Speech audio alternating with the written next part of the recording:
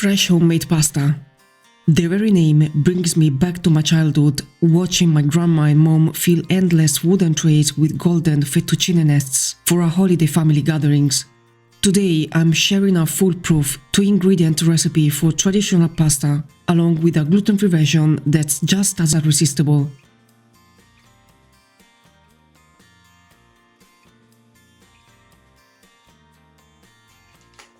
Start by adding 250 grams of semolina flour into a bowl.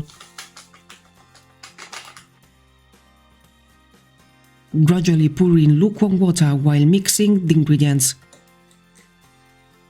The general flour to water ratio is 2:1, meaning that for 250 grams of flour, you'll typically need around 125 grams of water.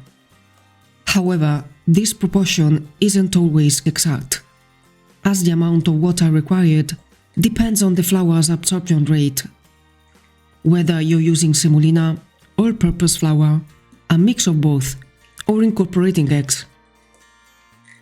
The best pasta you can buy is made with just semolina and water, so why should you do it any differently?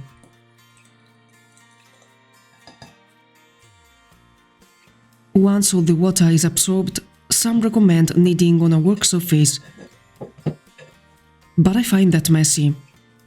Loose crumbs scatter everywhere, and the dough is difficult to control, especially if it turns out to be too dry and needs more water. That's why I suggest kneading directly in the bowl. It's easier and much more practical if you need to add extra water. In my case, the semolina required 140 grams of water. Only when the dough is compact should you transfer it into the work surface and complete the kneading. This process takes about 10 minutes and is crucial for gluten formation. It requires some patience and will feel a bit tough. That's completely normal. Trust the process and hold off on to adding more water.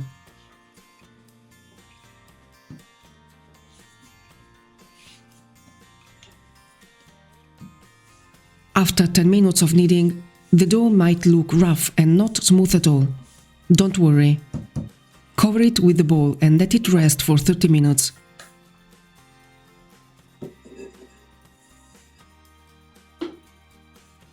Once rested, knead it again, but only superficially. Just enough to smooth the surface by rolling it against the work surface. In no time, the dough will become as smooth as polished marble.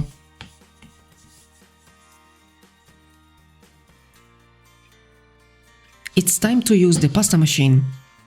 Start by setting it to the highest number, which is 7, using the adjustment knob. The machine also has a detachable handle that you'll switch between the rollers and the cutting blades, depending on whether you're rolling the dough or shaping the fettuccine or spaghetti. Cut the dough in half.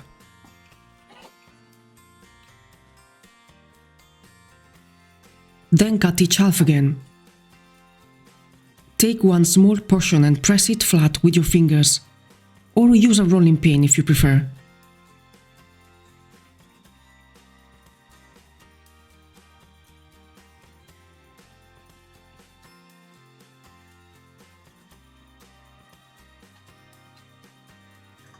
Feed the dough through the rollers on the widest setting, 7.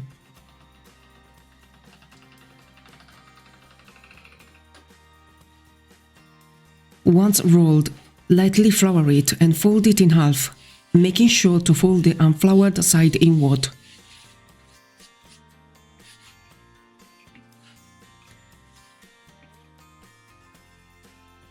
Roll it again at the same thickness.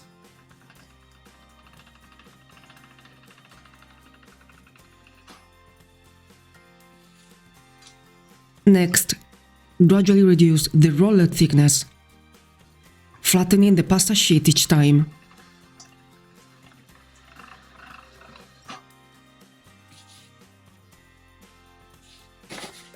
Lightly flour it as needed to prevent sticking.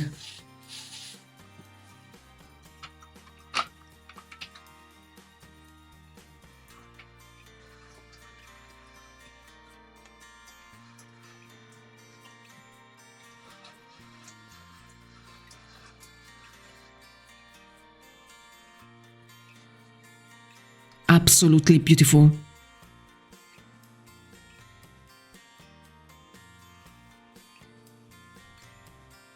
In my opinion, the perfect thickness is 3 to 4, but texture preference is personal.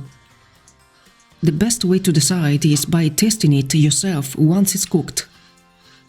You can also use all-purpose flour if you like, but semolina is perfect for giving fresh pasta that rough texture that helps trap the sauce.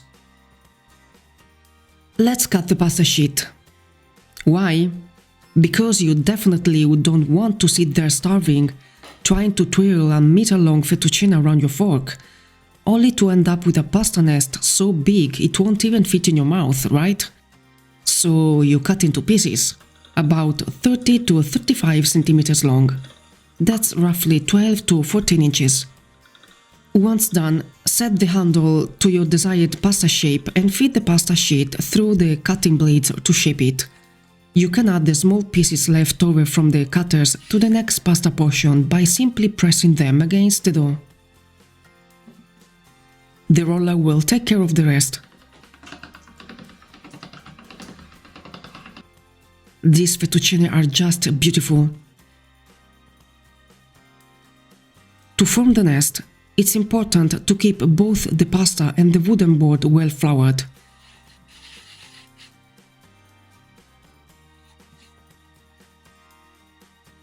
Forming a pasta nest is super easy.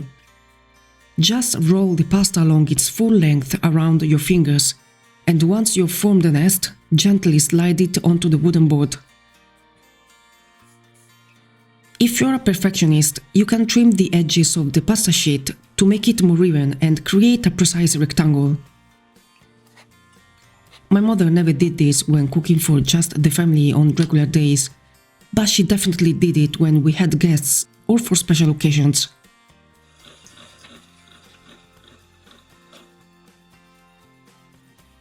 And there it is, another pasta nest to add to the collection. The last piece of advice I'll give you, and probably the most important, is to let the pasta dry overnight on a wooden or bamboo board. It shouldn't be any other material. Many people skip this step, thinking it doesn't make a difference. But trust me, it absolutely does. You'll thank me later. Cover the pasta with a kitchen towel while it dries. And this is how it looks the next day. Spectacular. It almost looks like something from the best pasta shops.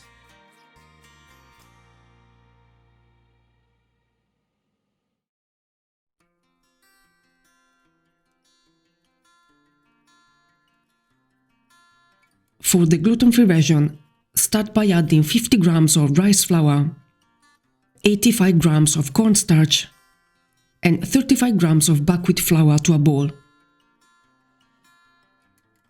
In a separate bowl, add 6 grams of psyllium husk and pour in some of the 125 grams of lukewarm water required by the recipe. Mix the ingredients and let the mixture rest for a bit to form a gel.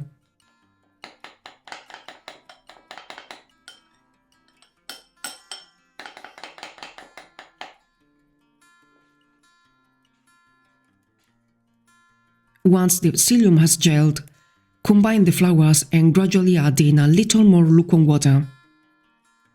Stir until the water is absorbed. Then add the psyllium mixture and whisk everything together to combine.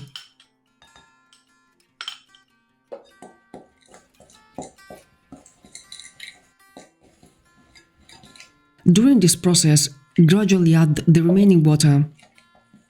Additionally, you can add 1 tablespoon of extra virgin olive oil. While it's not mandatory, I recommend it for long pasta, as it helps prevent sticking during cooking. Generously flour the work surface with rice flour. Then add on top your dough. And slightly flour the top. Start kneading, and after a little while, you'll notice the dough will start to absorb flour and taking structure.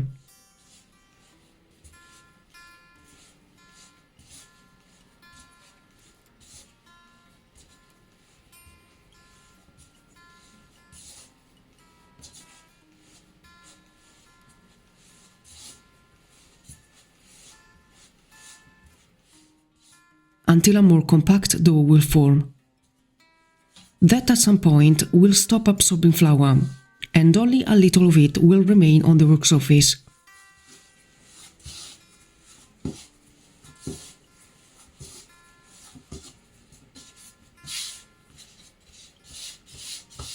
At this point, our dough is ready.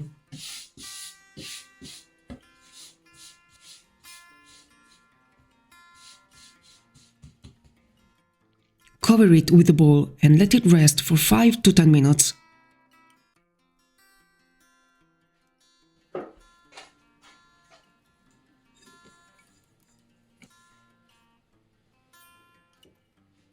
Flour your work surface.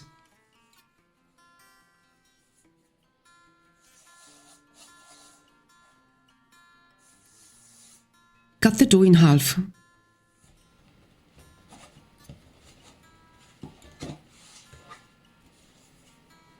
Then cut each half again. While working with any type of pasta dough, always cover the portions you are not using with a bowl to prevent it from drying out. Take a portion of the dough and start pressing it to flatten it, either by hand or with a rolling pin.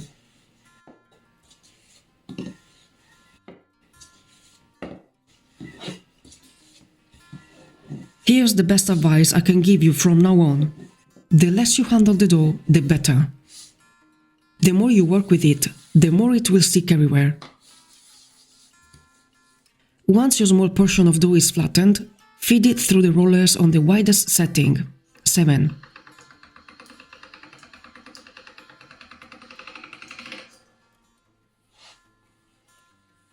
Then flour both sides.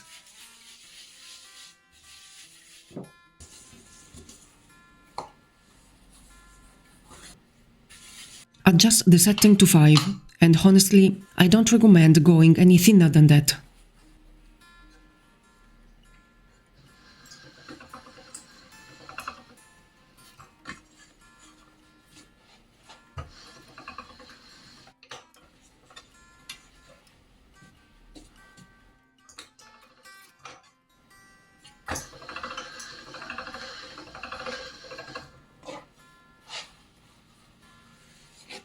If the pasta sheet is too long, you can cut it in half.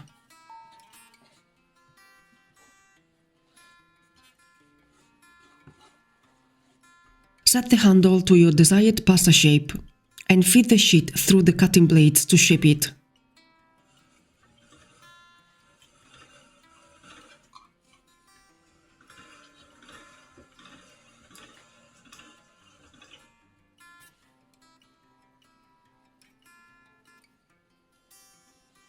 Once done, flour it, form a nest, and don't touch it again.